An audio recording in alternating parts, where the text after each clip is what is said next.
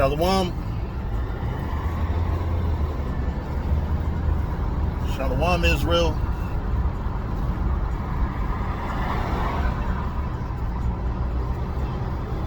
This is Yeshaya coming back at you with another Car Chronicle. Shit, let me turn up the windows. But yeah, Shalom. I'm here doing another Car Chronicle. This one I want to talk about brotherhood. How important it is.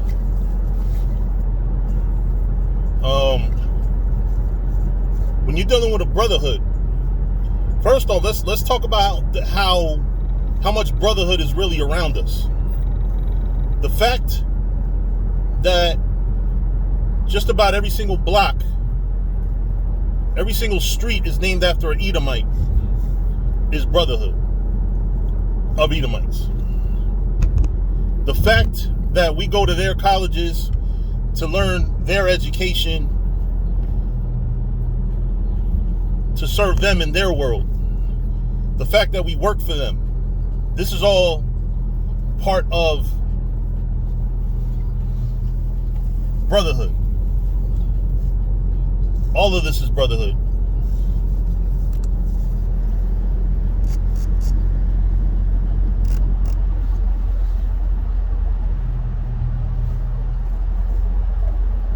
All of this is absolutely imperative to understand.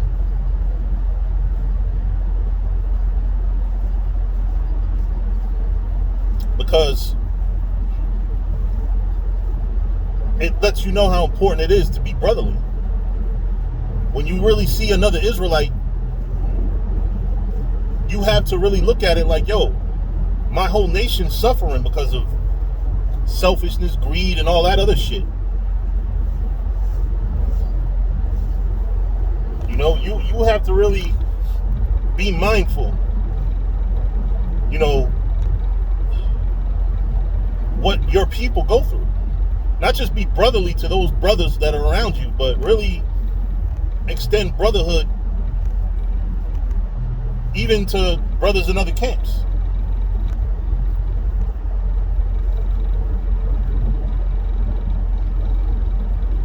When you're actually practicing brotherhood, you're also practicing a very high level of being considerate towards your brother, towards other brothers.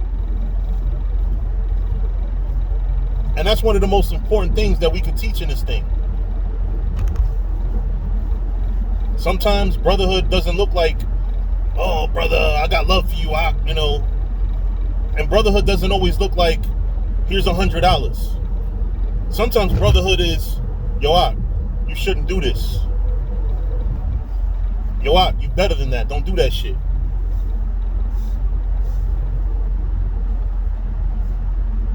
Brotherhood looks different ways.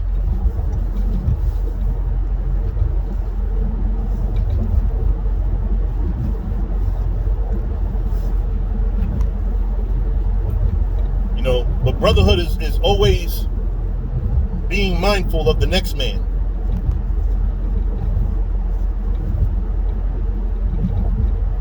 And I'm not here preaching brotherhood like I'm the perfect brother or I'm the most brotherliest brother in the history of humanity. At all. But, one thing that I pride myself on, even with the men that have left the men of valor, there have been murmurings, there has been shit brothers have said. One thing that not one brother has had the audacity to say is that we were not brotherly to them. They might not have liked how it ended. They might have thought, they might even feel abandoned. We might have kicked brothers out at what happened to be a low point in somebody's life. Because we felt that they were detrimental to the body.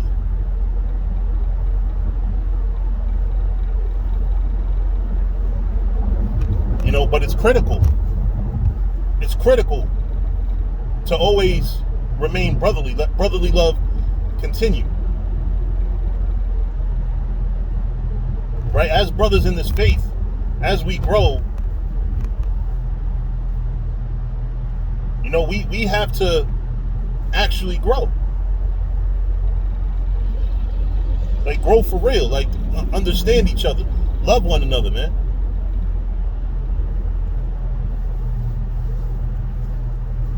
What does that mean, to love one another? That means if you see your brother doing harm to himself, or even doing harm to the body, check him. Stop him. You know, you see a brother that might have a habit that might kill him. Stop him. You know, a lot of brothers think, I done seen videos of brothers cursing brothers out.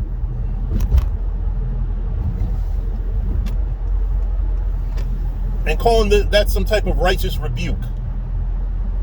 No, all you're doing is fucking being an asshole. You're not doing shit right.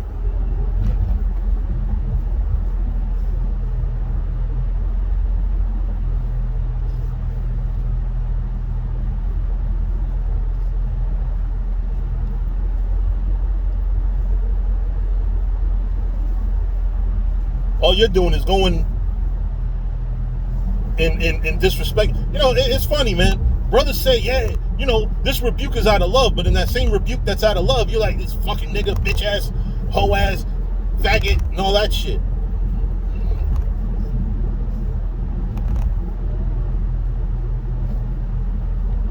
Because that's what I hear from brothers that say, oh, yeah, this is a rebuke, a righteous rebuke out of love. We're telling you this because we love you, you piece of shit. Like, where's the love in that?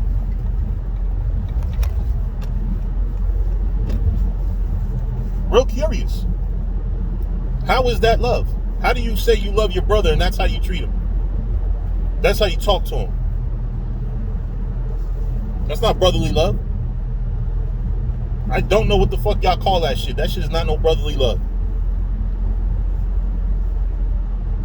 Brotherly love is caring for your brother, sometimes even more than yourself. Not always. You got to take care of yourself too.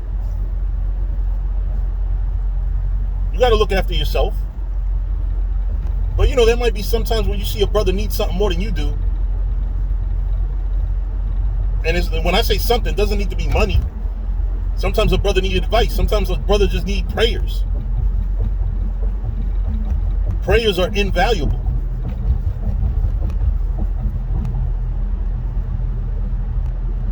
You can't put a value on prayers. Especially if, Lord willing, if it's a brother that the Lord actually listens to. If it's a brother that really the Lord likes and loves. You know, because the Lord don't love everybody equally. I mean, it's not going to be us that know. But you'd be surprised how many situations can change just because of prayer. I don't pray enough.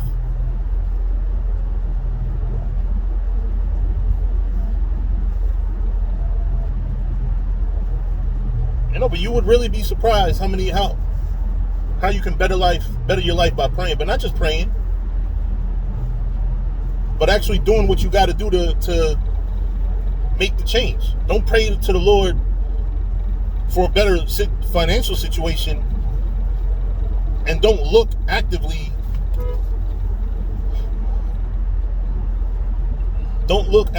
for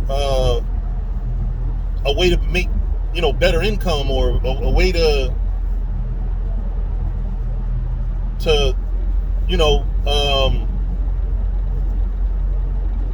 what was I trying to say? Yeah, like better income or whatever, like, you know what I'm saying? Or try to start your own business. You know, because you got a lot of niggas that throw up prayers and have no actions behind it. Like, you think you're just going to ask the Most High to bless you and you're not even working towards the blessing? You're not even trying to put yourself in a situation, a better situation? Because when you find what you're looking for, that's the answer to your prayers. Men think that things are going to just come out of the sky. Like, oh, the Lord is just going to send me blessings from the heaven. No, the Lord is going to send you a blessing that you're going to work towards. It's going to be work. Just like even Edomites. You know, we talk about all the time how Esau has it easier. But we don't point out, it's not that they don't do the work necessary. Like a typical white man does do the work necessary to graduate college or whatever. You know, they do the work. The only difference between us isn't the work.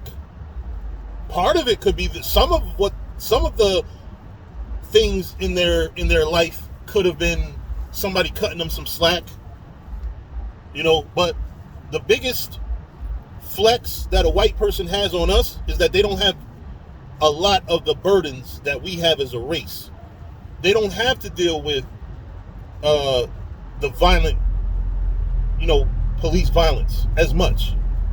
White people get their ass beat by cops, but you know, usually when a white person get his ass beat by cops, a lot of times when you watch the video, you see they deserve that shit. They done try to snatch his gun or they did some bullshit. And then you got to question, do those cops get in trouble for doing that shit?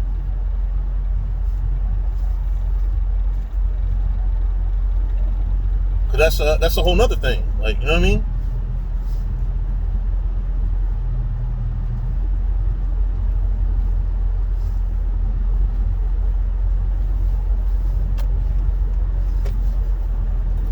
That's a whole nother thing. But, you know, we just have to be really mindful as a people, man. We have to stop with the bullshit. We have to stop thinking, you know, America taught us. That's why in the 80s, they had something, I think it was in the 80s, they had something called the me generation. The me generation is when people started looking out for themselves. Fuck other people, I'm going to do for self. That's what America taught our people. You black, Hispanic, and Native Americans. You were taught to be all about self by the white man. Not by the white man, so to speak, but America, which ultimately is the same thing. You were taught, you know, look out for yourself. Don't look out for others. These are things that are taught here. You know, but the Bible, what we believe in, teaches brotherhood. Teaches don't be evil towards your brother. Look out for your brother's best interest as well as yours. You know, like I said, don't hurt yourself to help brothers, but also if you're in a position to help brothers, help them. You know, but anyway, with that, I'm going to say shalom.